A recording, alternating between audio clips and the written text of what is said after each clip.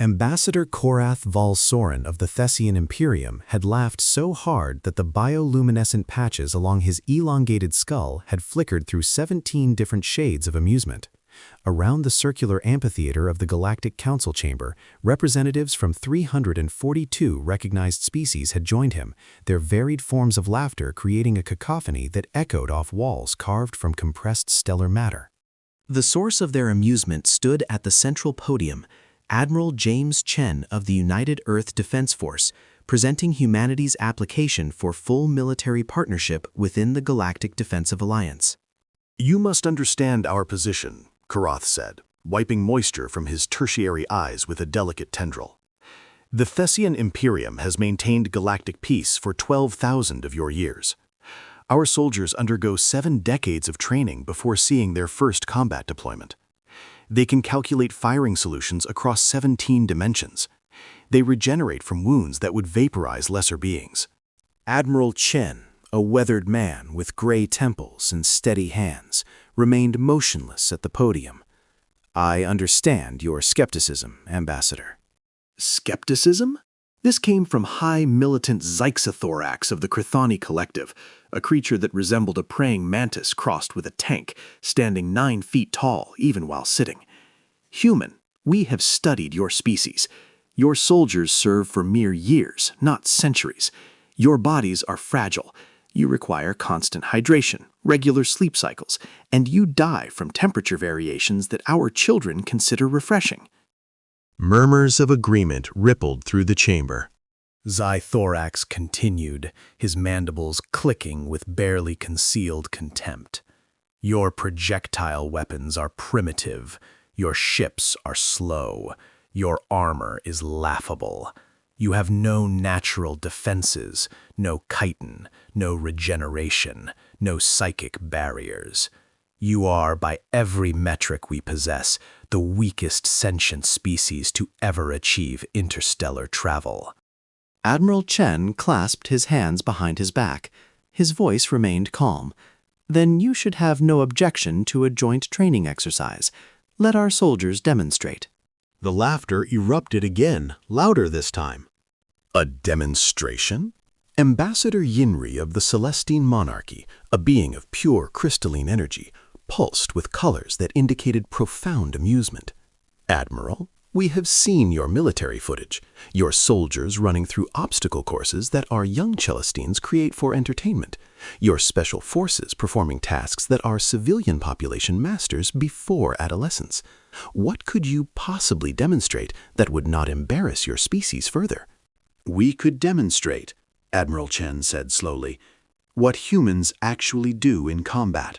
The chamber fell silent for exactly 3 seconds before erupting into even greater laughter. Korvathi wiped his eyes again. "Admiral, we have historical footage of your species' conflicts. We have studied your world wars, your territorial disputes, your colonial skirmishes.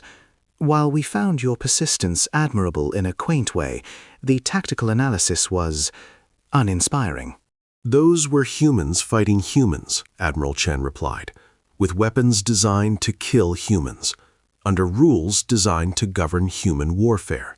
And you believe fighting aliens would be different?" High militant Zyxothorax leaned forward, his compound eyes glittering with mockery. "Do you think the Korvathi would give you time to reload your primitive weapons? Do you think the Thessians would pause while you caught your breath?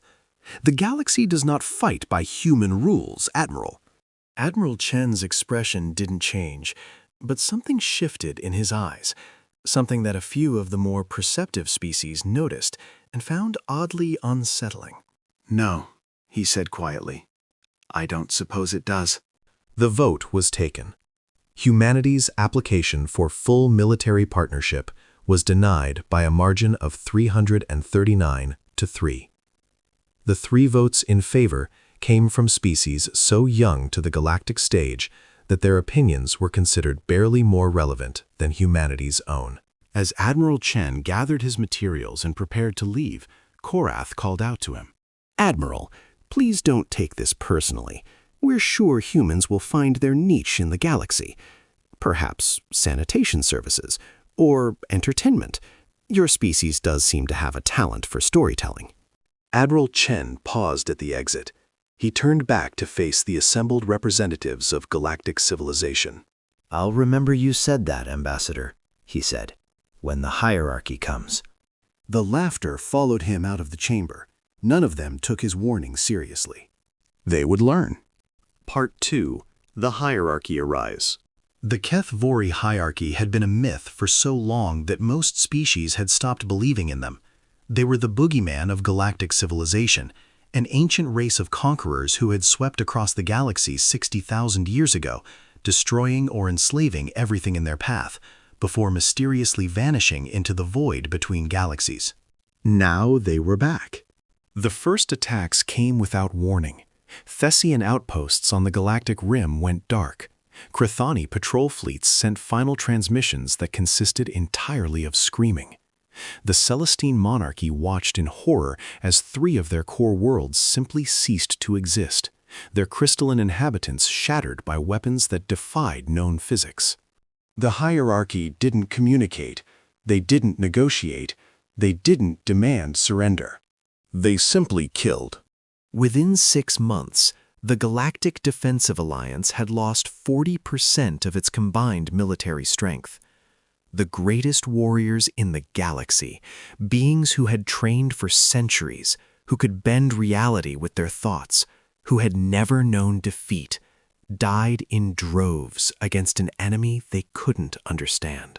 Ambassador Korath Valsoren stood before an emergency session of the Galactic Council, his bioluminescent patches flickering with colors that indicated terror. "We require reinforcements," he said, his voice trembling. "The Thessian Imperium is requesting emergency military assistance from all member species." High militant Zixthorax, or what was left of him, appeared via a holographic projection. Half his body had been replaced with emergency cybernetics. 3 of his limbs were missing.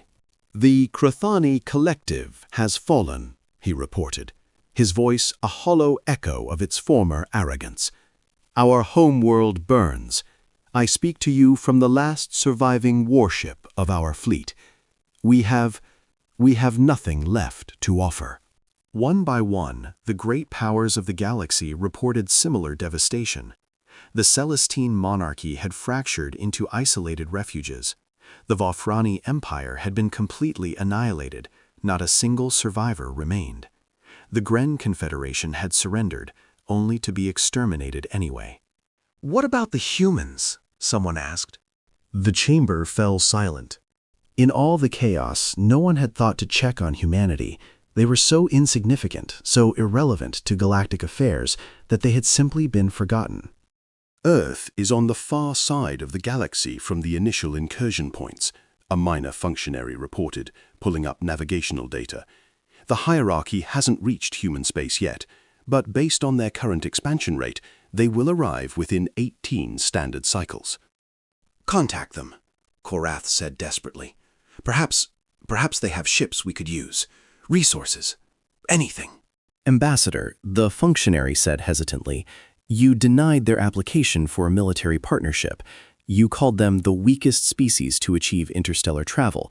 You suggested they take up sanitation services. "I know what I said." Korath's patches flared red with shame and fear. "Contact them anyway. We need every ship, every weapon, every body we can find. Even if they can only serve as... He couldn't finish the sentence. as cannon fodder. That's what he meant. The communication request was sent. To everyone's surprise, Admiral James Chen responded within minutes. "Ambassadors," he said, his face appearing on the main display. He looked exactly as he had 18 months ago, calm, steady, unreadable. "I understand you're having some difficulties." Admiral Chen, Korath forced himself to bow his head. "On behalf of the Galactic Council, I wish to formally apologize for our treatment of your application. We were short-sighted. We are now facing a threat beyond anything we anticipated, and we humbly request humanity's assistance in—" "I'm going to stop you there, Ambassador," Admiral Chen said.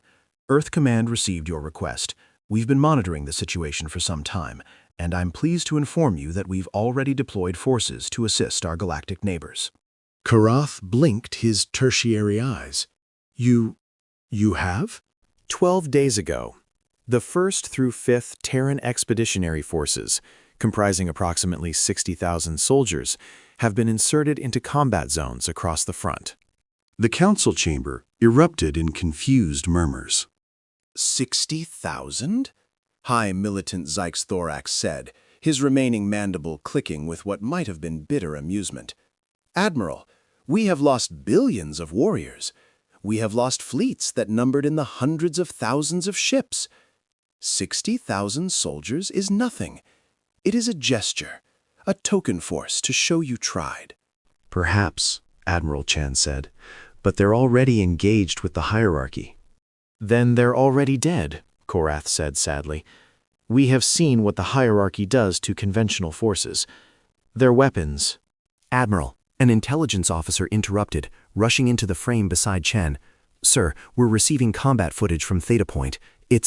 Sir, you need to see this. Chen's calm expression flickered, not with fear, but with something else. Pride, perhaps, or anticipation. Put it on the main display, he said. Sir, it's classified. The Galactic Council needs to understand what they're dealing with. Show them what their new allies can do. The officer hesitated, then complied. The main display of the Galactic Council chamber, a screen that had broadcast treaty signings and diplomatic ceremonies for 12,000 years, switched to combat footage. And the galaxy learned the truth about human soldiers. Part 3. The footage. The footage began with darkness.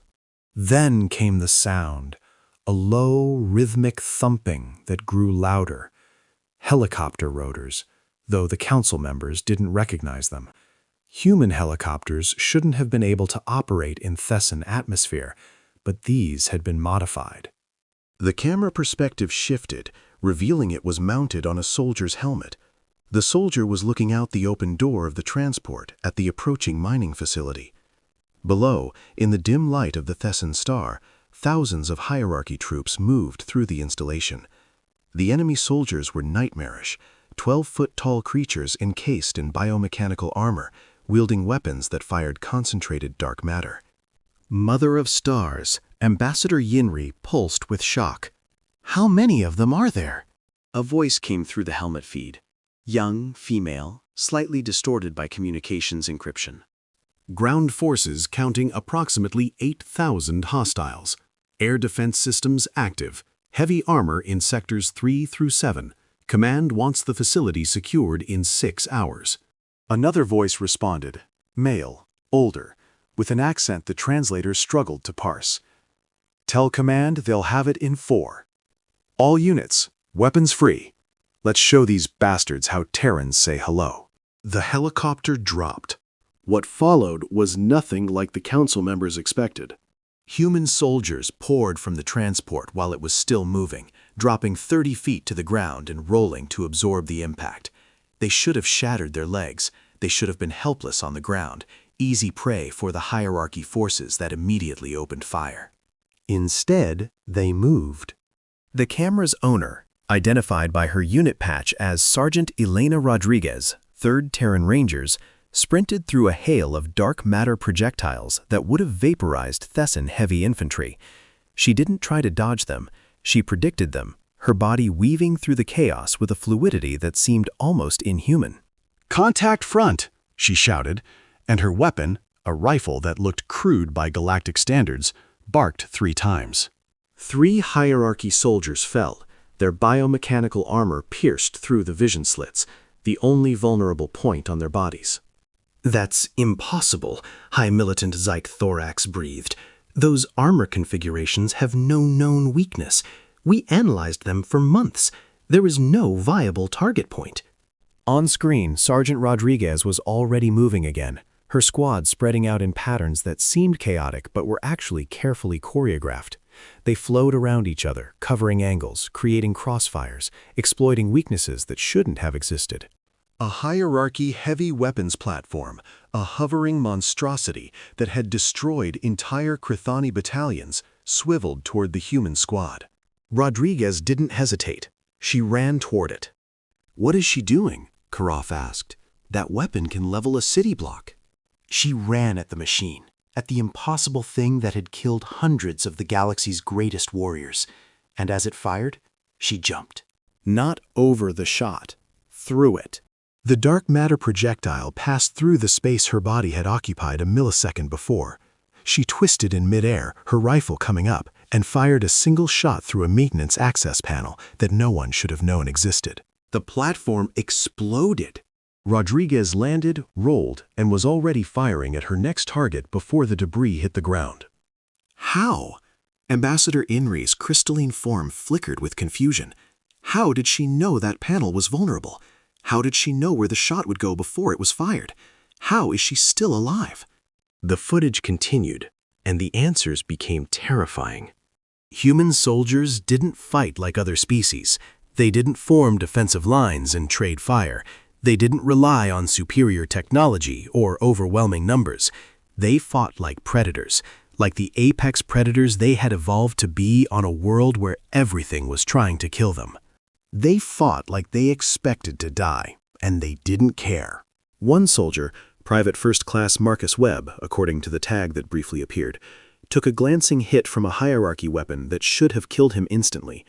It burned through his armor and into his side, leaving a wound that would have incapacitated any other species. He screamed, and then he kept fighting. "Medic's busy," he said through gritted teeth, shoving a handful of medical foam into the wound without looking at it. "I'll deal with it later." His internal organs are exposed, Zyke's thorax said, his voice hushed with something that might have been awe. The pain alone should have rendered him unconscious. The blood loss. "Humans don't need all their blood," Admiral Chen said calmly. "They can function at 60% capacity, sometimes less." On screen, Private Webb fought for another 40 minutes before finally allowing a medic to treat him. By that point, he had personally killed 37 hierarchy soldiers. He survived. He was back in combat 3 weeks later. The footage shifted to another engagement. A squad of human soldiers was pinned down inside a collapsed building, surrounded by enemy forces. They had been fighting for 19 hours straight. They had no ammunition left. They fixed blades to the ends of their rifles and charged. Bayonets, Admiral Chen explained to the stunned council. An ancient human weapon. We still teach our soldiers to use them, in case they run out of other options. Running out of options apparently meant fighting hand-to-hand against 12-foot-tall biomechanical nightmares. The council watched in horrified fascination as humans, small, fragile, unaugmented humans, engaged hierarchy soldiers in close combat. And won. A corporal named Jin Park used a combat knife to sever a hierarchy soldier's neural cable, paralyzing the creature, then climbed onto its back and used its own weapon against its companions. A lieutenant named Sarah Okonkwo broke her arm blocking a killing blow, then beat her attacker to death with a piece of rubble she picked up with her other hand. When reinforcements finally arrived, 6 of the original 12 squad members were still alive and fighting. The footage shifted again and again and again. Human snipers picking off enemy commanders from distances that should have been impossible. Human combat engineers building fortifications from salvaged enemy equipment in the middle of active firefights. Human medics running through kill zones to reach wounded comrades, treating injuries that would have killed anyone else, refusing to leave anyone behind.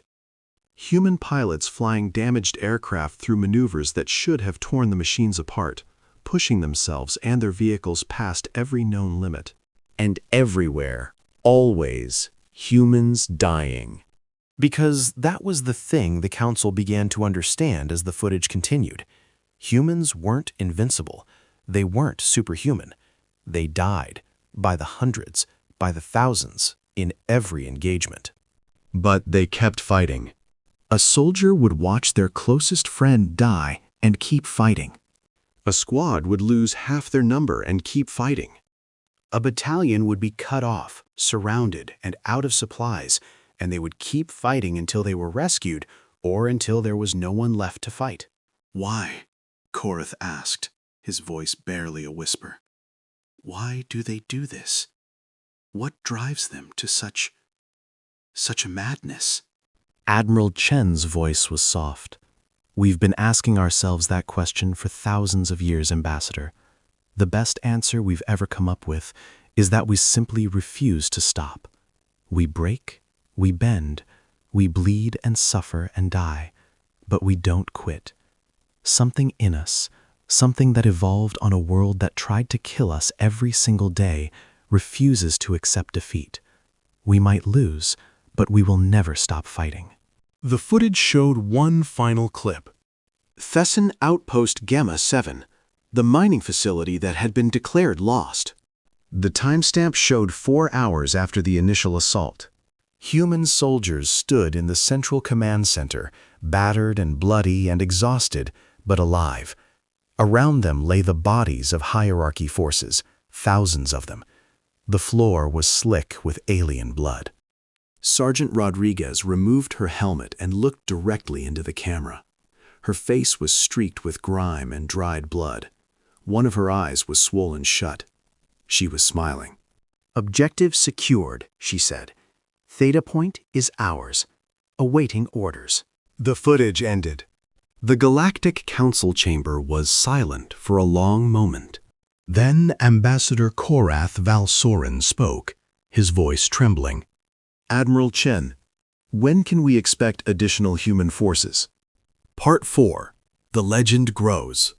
The footage was supposed to be classified. It was supposed to be seen only by the highest levels of galactic leadership, used to convince them of humanity's value as a military ally. Within 3 days, it was everywhere. No one knew who leaked it. Some said it was a minor functionary who was horrified by what he'd seen and wanted to warn the galaxy. Others said it was Admiral Chen himself, playing some deeper game. A few conspiracy theorists claimed the hierarchy had released it to demoralize their enemies. If that was the case, it backfired spectacularly. The footage spread across every network, every planet, every species in known space. Billions of beings who had laughed at humanity just 2 years ago now watched in stunned silence as human soldiers did the impossible. They watched Elena Rodriguez charge a heavy weapons platform. They watched Marcus Webb fight with his organs exposed. They watched Jin Park turn a hierarchy soldier's weapon against its own forces. And they watched thousands of human soldiers die, not in defeat, but in defiance, never surrendering, never retreating, fighting until their last breath and beyond. The reactions were immediate and varied. On Thessia Prime, where the population had been taught to look down on lesser species, the footage sparked a cultural crisis. Young Thessians, barely 2 centuries old, still in their training cycles, demanded to know why their own soldiers couldn't match the ferocity of these short-lived mammals. Elder Thessians, those who had survived the hierarchy's initial assault, watched the footage with something they hadn't felt in millennia: shame. We were so proud, one elder told a news network, so certain of our superiority. But when the hierarchy came, our soldiers fought bravely and died. The humans fight like they've already accepted death, like death is just another obstacle to overcome. How can you defeat an enemy like that? On what remained of the Krethany homeworld, the footage was displayed in every public space. High militant Zix Thorax, now fitted with full cybernetic replacements for his lost limbs, issued a formal apology to humanity. I called you the weakest sentient species to achieve interstellar travel, he said in his broadcast. I was wrong. Strength is not measured by chitin or regeneration or psychic barriers. It is measured by the will to continue fighting when all hope is lost. By that measure, humans are the strongest species I have ever encountered. The Celestine monarchy, beings of pure energy who had considered themselves above biological concerns, began studying human philosophy and psychology with obsessive intensity. They couldn't understand how creatures of flesh and blood could generate such determination, such raw defiance against impossible odds. There is something in them, Ambassador Yenri concluded after months of study, something we cannot quantify. They call it by many names: courage, stubbornness, spite, love. But it is the same force, expressed in different ways. It is the force that makes them stand up after being knocked down, that makes them run toward danger instead of away from it, that makes them sacrifice themselves for each other without hesitation. "Do you know what that force is?" a reporter asked. Yenri's crystalline form pulsed with colors that indicated deep contemplation. I believe it is hope. Not the passive hope of wishing for better outcomes, an active hope.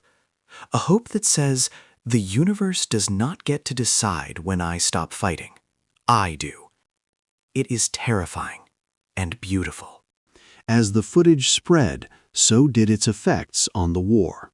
Recruitment across the galaxy skyrocketed. Young beings who had never considered military service suddenly wanted to fight alongside humans.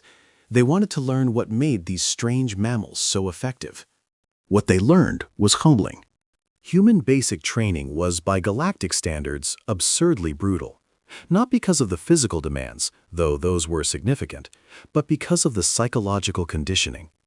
Humans deliberately broke down their soldiers, pushed them past every limit, made them experience fear and pain and exhaustion at levels that would be considered torture by other species. And then they built them back up. They built them into warriors who had already faced their worst fears and survived. Warriors who knew their limits and had proven they could exceed them. Warriors who trusted each other with their lives because they had been forged together in the crucible of shared suffering. It's not magic, Sergeant Rodriguez explained in an interview that would be watched by billions. It's training, it's discipline, it's repetition. We drill until the right response is automatic, until we don't have to think about it. When everything goes to hell, and it always does, we fall back on our training. We do what we've practiced 1,000 times, because in that moment, thinking will get you killed. But the courage, the interviewer pressed, the willingness to die, how do you train that? Rodriguez was quiet for a moment. Her face was still scarred from the battle at Gamma 7. She would carry those scars for the rest of her life. You don't train it, she finally said. That comes from knowing what you're fighting for. I've got a kid back on Earth, a daughter. She's 7 years old, and she thinks I'm a superhero. Every time I go into combat, I'm fighting for her future, for the world she's going to grow up in. When it's hard, when I'm tired and scared and hurt, I think about her, and I get back up. She looked directly at the camera. Every human soldier has something like that, someone or something worth dying for. That's our secret. That's what makes us dangerous. We're not fighting because we want to.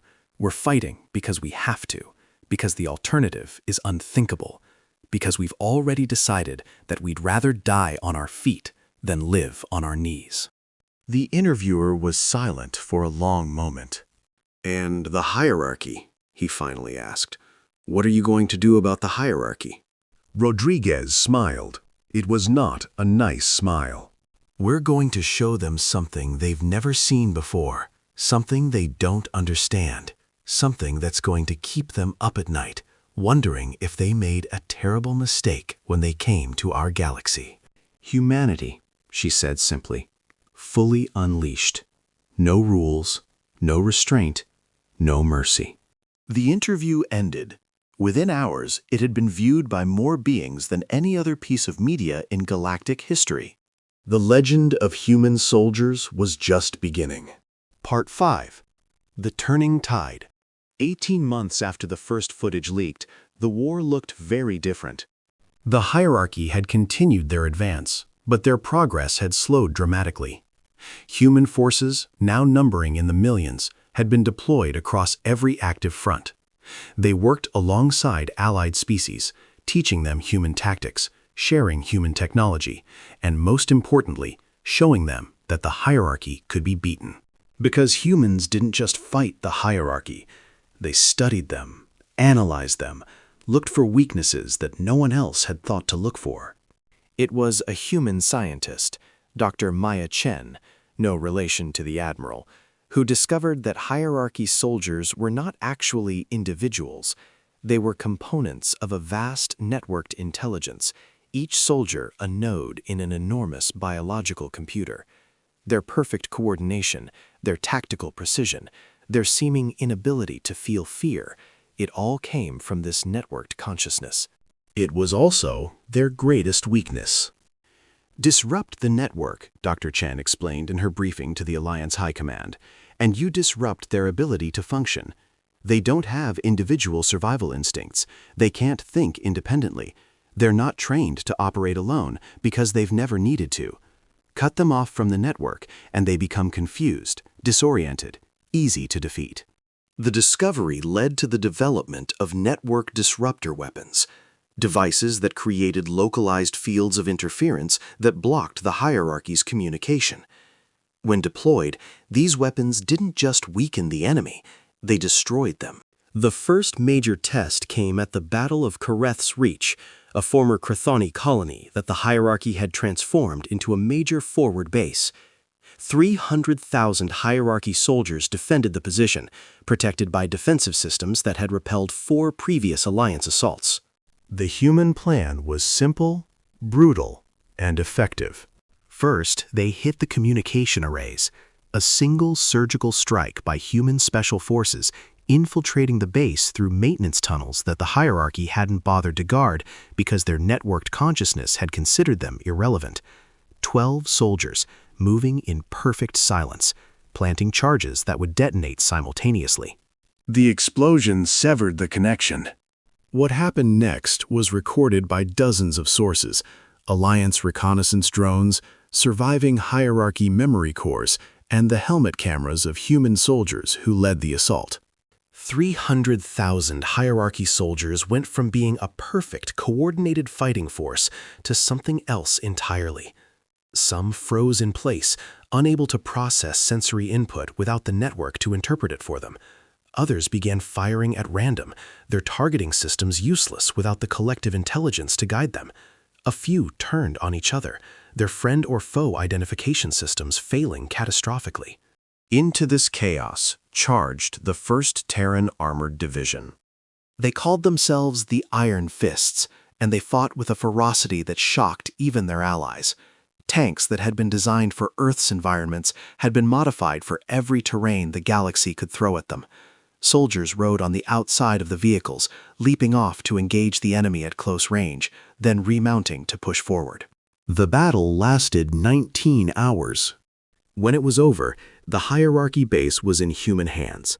290,000 enemy soldiers were dead.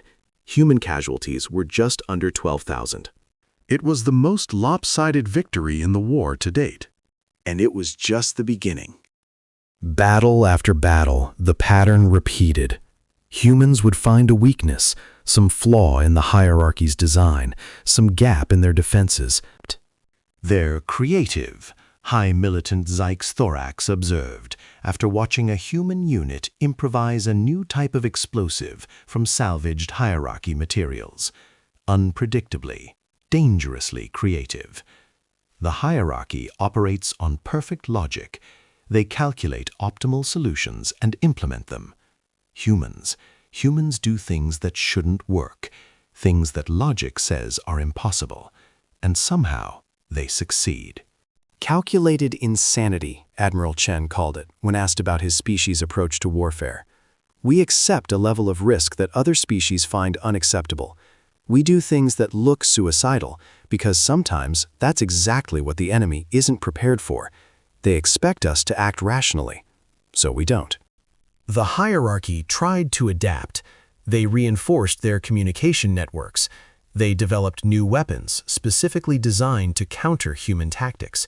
They even attempted to capture human soldiers for study, hoping to understand the source of their effectiveness. The capture attempts failed spectacularly. Human soldiers had a saying, "Leave no one behind." It wasn't just a motto, it was a sacred obligation. When a squad of human soldiers was captured during a reconnaissance mission, the hierarchy expected to study them at leisure. Instead, within 6 hours, a full battalion had fought its way through 3 defensive perimeters to reach them. The rescue force lost 40% of its strength. They didn't care. They brought their people home. The captured soldiers, when debriefed, revealed that they had expected the rescue. They had held out, resisted interrogation, refused to break, because they knew their brothers and sisters would come for them. That knowledge had given them strength. "How can you have such faith?" a Thessian officer asked one of the rescued soldiers. The soldier, a young man named James Williams, barely 20 years old, shrugged. "Because they'd do the same for me," he said. "Because I've seen them do it. Because that's what family does."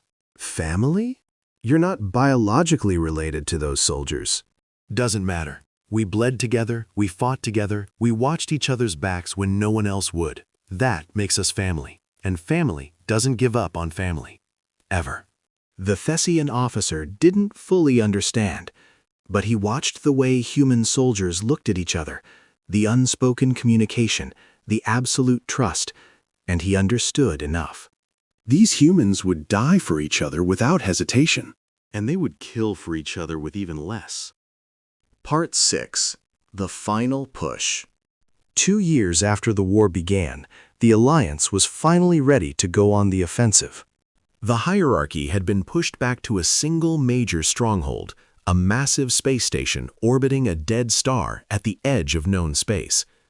Intelligence suggested it was their command center, the heart of the networked consciousness that controlled their entire species. Destroy it, and the hierarchy would be finished.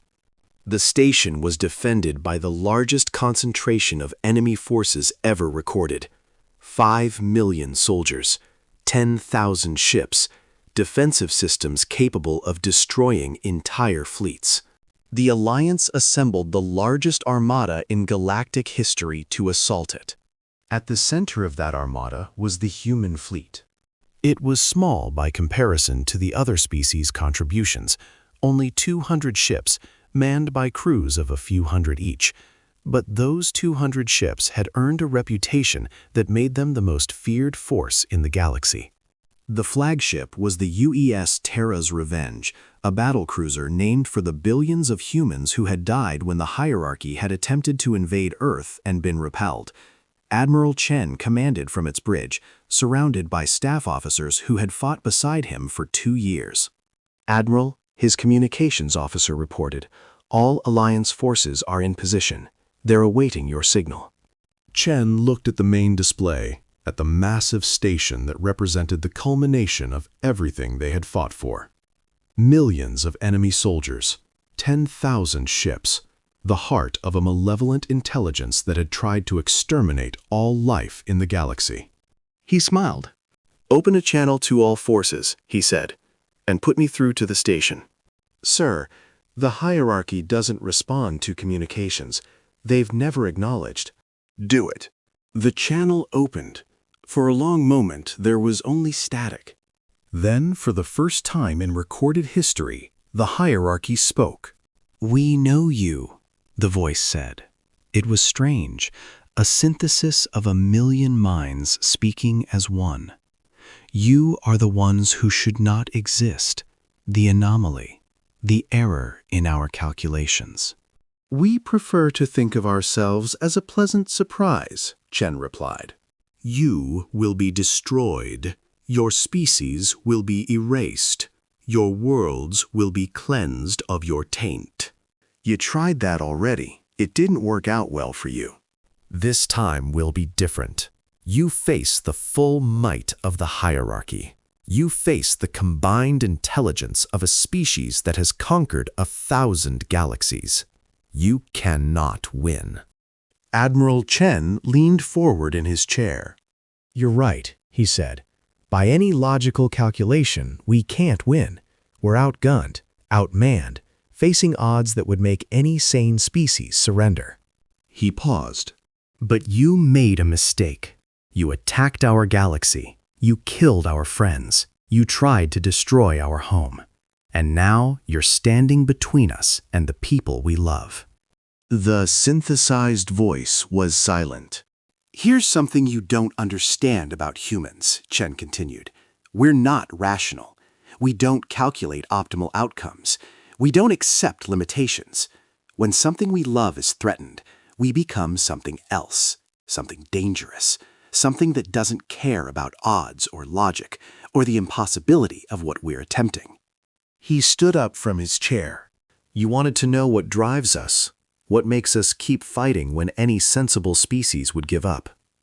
It's not courage, it's not training, it's not even hope. His voice dropped to something cold and terrible. It's rage. He turned to his crew. All forces, attack. No retreat, no surrender. And for everyone we've lost. He drew a breath. No mercy. The battle that followed would be remembered for millennia. The Alliance fleet engaged the hierarchy's defensive forces with everything they had. Ships that would have been considered invincible just 3 years ago fought and died against impossible odds. The space around the station became a graveyard of burning metal and frozen bodies. But the human ships pushed through. They took hits that should have destroyed them and kept fighting. They used tactics that violated every principle of naval warfare, sacrificing themselves to create openings for their allies. They flew formations so aggressive that even the hierarchy's networked intelligence couldn't predict them. And when the first human boarding ship crashed into the station's hull, the real horror began.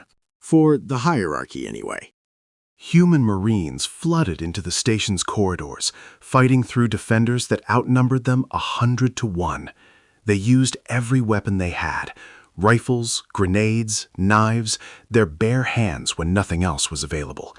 They fought with a savagery that made even the Krethenae, a species known for their brutality, watch in awe. Sergeant Elena Rodriguez was among them. 3 years of constant warfare had changed her. She was harder now, scarred in body and soul by things she had seen and done. But she was still fighting, still moving forward, still refusing to quit. Her squad, what was left of it, pushed through the station toward the Central Command Corps. Intelligence suggested that destroying it would sever the hierarchy's networked consciousness permanently. They encountered resistance at every step.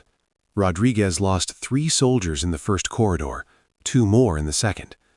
By the time they reached the core, only she and 1 other soldier remained. Private Marcus Webb, the man who had fought with his organs exposed at Gamma 7 and lived. Just like old times, Webb said, checking his ammunition. He had 3 rounds left. Rodriguez laughed, a rough, exhausted sound. At least this time I can see your insides from the outside. That was one time. That was a memorable time. The core was ahead. Between them and the door stood 50 hierarchy soldiers, fresh, uninjured, fully armed. Rodriguez looked at Webb. Webb looked at Rodriguez. For everyone we've lost, she said. For everyone we're fighting for, he replied. They charged. The hierarchy soldiers opened fire. Rodriguez felt something hit her shoulder, her leg, her side. She didn't stop. She couldn't stop. Not now. Not when they were so close. She killed the first soldier with her rifle, the second with her knife, the third with a headbutt that cracked its helmet and her own skull. Webb went down somewhere to her left. She heard him screaming, still fighting even as the enemy swarmed over him. She reached the door. Her hands were shaking. Blood was pouring from a dozen wounds. Her vision was going dark at the edges. But she reached the door. She pulled the explosive charge from her vest, a standard demolition package that every Marine carried. She armed it. She looked at the door that separated her from the heart of the enemy that had killed so many of her friends. And she smiled. "Hey," she said to the hierarchy soldiers that were rushing toward her. "My daughter thinks I'm a superhero. Want to know why?" She pressed the detonator. The explosion tore through the command core, severing the connections that linked 5 million hierarchy soldiers across the station. Instantly, perfectly, the networked consciousness that had terrorized the galaxy for years went dark. Outside, in the space battle that was still raging, something changed. Hierarchy ships stopped maneuvering. They stopped firing. They drifted, helpless, as their crews, suddenly cut off from the collective, struggled to process information as individuals.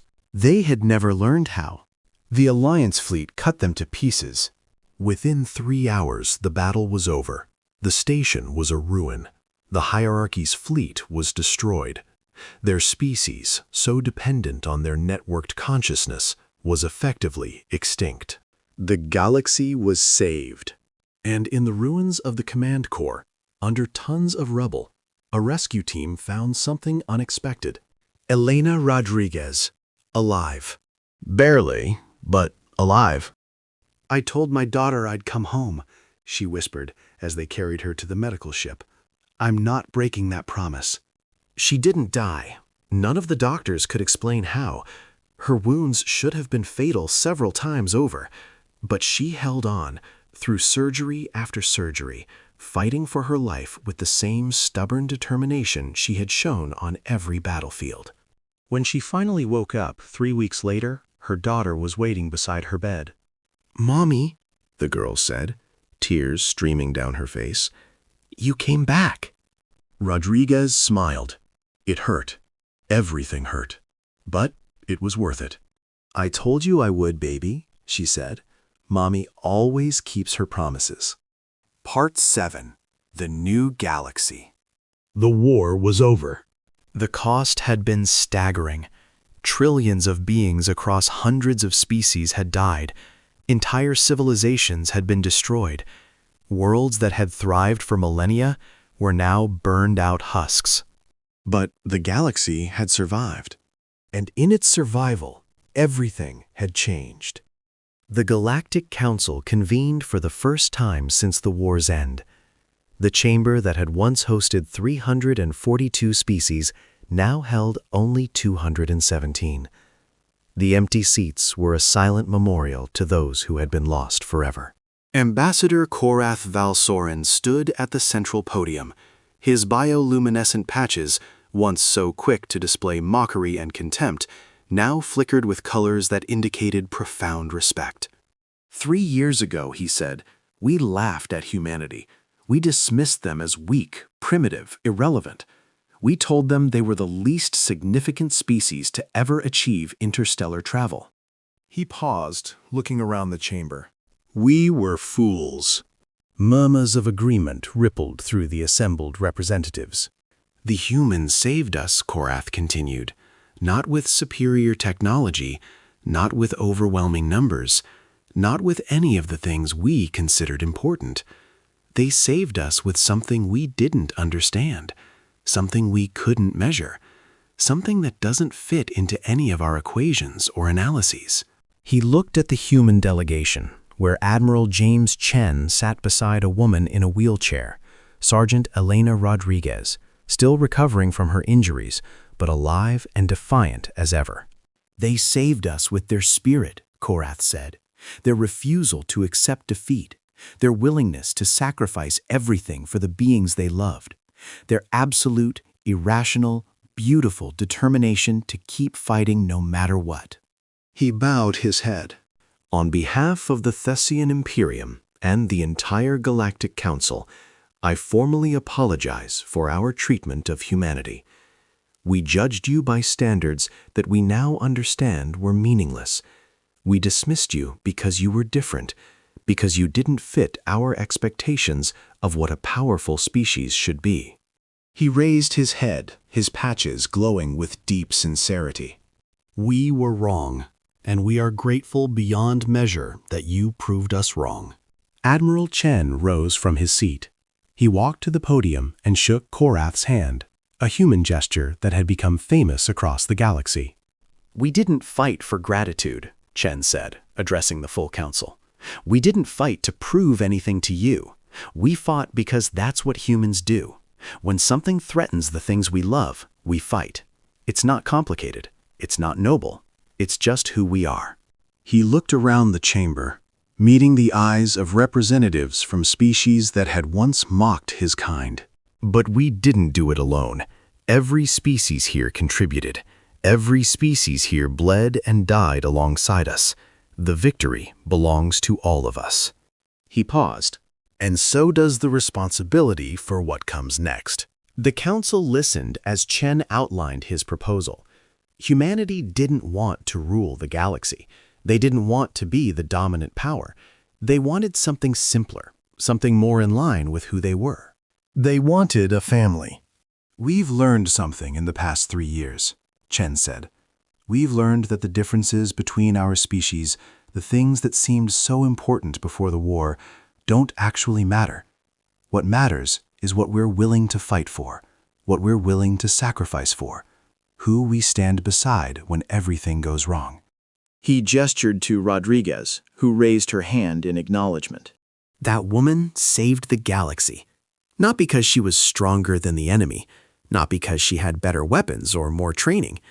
She saved the galaxy because she made a promise to her daughter, because she loved someone enough to do impossible things.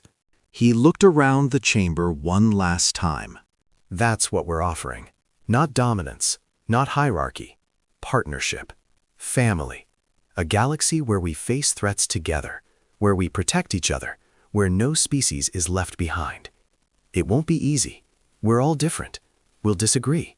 We'll fight. But we'll do it as family. And family doesn't give up on family. The vote was taken.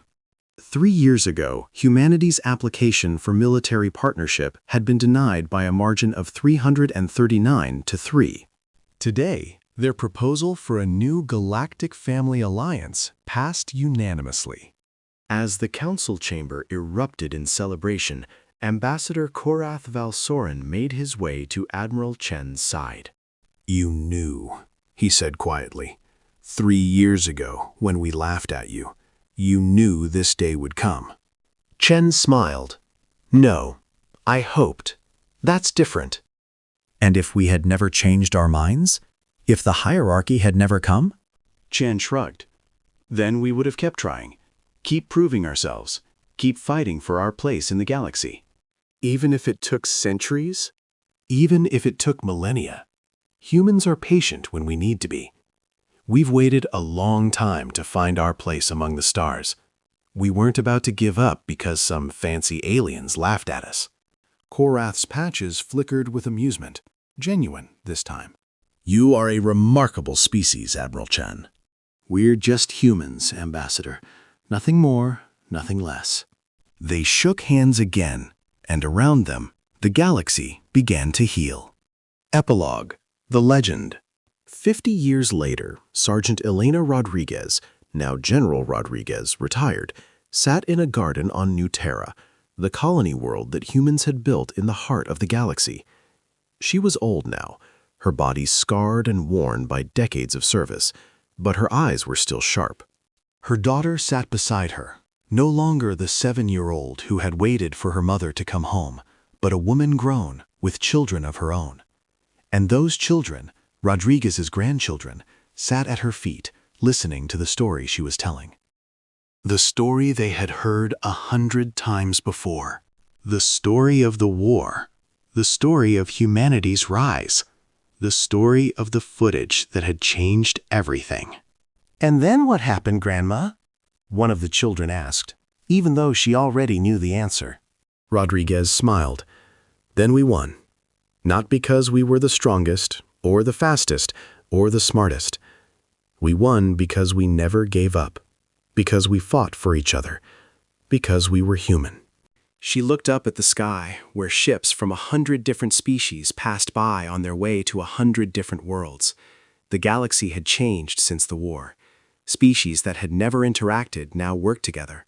Civilizations that had been rivals for millennia now called each other family. And at the center of it all were the humans, not as conquerors or rulers, but as something else, something that had no equivalent in galactic history. They were the ones who held the family together. They used to laugh at us, Rodriguez said softly. They called us weak, insignificant, the joke of the galaxy. She reached out and took her daughter's hand. They're not laughing anymore. In the garden, surrounded by her family, the old soldier who had once charged a hierarchy command corps with nothing but a knife and a prayer, closed her eyes and smiled. The galaxy had learned its lesson. Humanity was not to be underestimated. Not now. Not ever again. End.